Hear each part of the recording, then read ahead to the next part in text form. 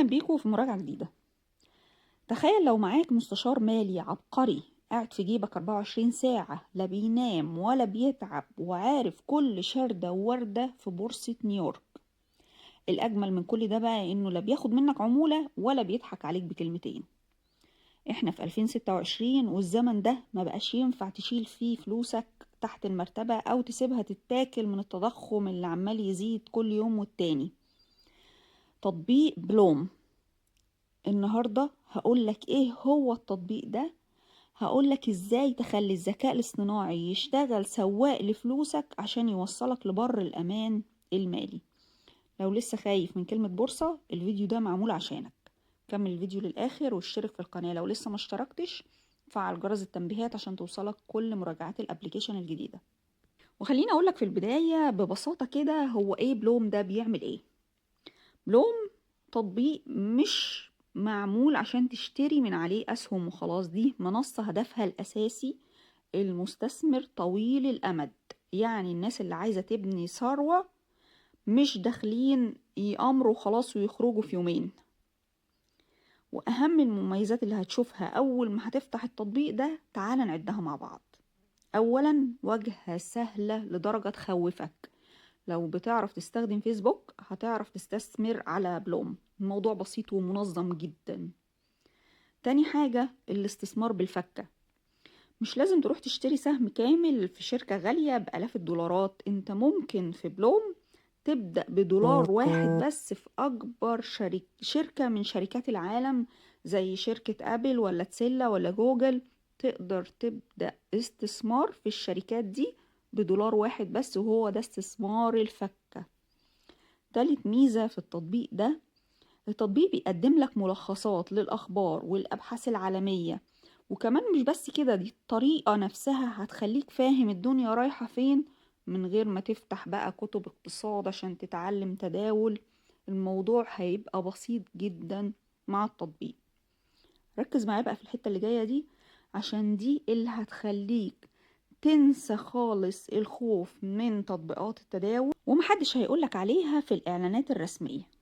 شوية تريكات مستخبية هيخليك تستخدم التطبيق كأنك محترف. وأولهم أول تريكة، وديت معتمدة على ال AI، الذكاء الاصطناعي اللي في التطبيق. جوه التطبيق فيه مساعد ذكي، والتريكة هنا إنك ما تسألوش اشتري ايه، اسأله ليه السهم ده نزل النهاردة، أو ايه المخاطر في المحفظة بتاعتي. هو شاطر جدا في تحليل البيانات المعقدة، بيحولها للغة بسيطة انت تفهمها، وهيفهمك السبب مش بس النتيجة. هيقولك السبب ده والنتيجة بتاعته هتبقى كده. ما تنساش تستخدم التركة دي في التطبيق، هتفرق معاك جدا خصوصا لو انت لسه بتبتدي. تاني تركة هقولك عليها، وهي تركة الاستثمار الآلي.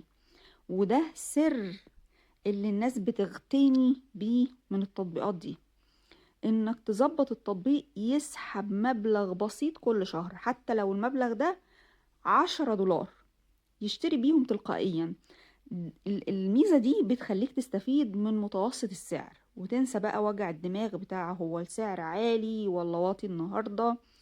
الميزة دي بتشتغل تلقائيا لوحدها، بس انت حدد له انت عايز يسحب مبلغ قد ايه شهريا، ما تسيبوش كده في المطلق يسحب اللي هو عايزه. تالت تريكة هقولك عليها، الأمان. التطبيق متأمن ومسجل. وأهم تريكة لازم تدور عليها، فلوسك متغطية بتأمين. تأمين معمول للمبالغ الضخمة، يعني قلبك يبقى حديد وانت بتحط فلوسك. فلو انت شاب لسه بتبتدي حياتك في الاستثمار، او انت شخص عنده قرشين مثلا وعاوز يحافظ على قيمتهم ويكبرهم مع الوقت، بلوم ده معمول ليك. التطبيق ده مش للمضاربين اللي بيحبوا التنطيط السريع بين المنصات، ده للناس اللي نفسها طويل وعايزة استقرار. في النهاية يا جماعة لازم اقول لكم ان الاستثمار مش رفاهية. احنا في زمن قيمة الفلوس فيه عمالة بتقل، وبلوم ده هيبقى بالنسبة لك كأنه حد بيشيل من عليك حمل الخوف من المجهول، وبيديك الأدوات اللي كانت زمان بيحتكروها عند أصحاب الملايين، بس دلوقتي بقت في إيد الناس كلها، اللي عايز يبتدي واللي عايز يتعلم والمحترف.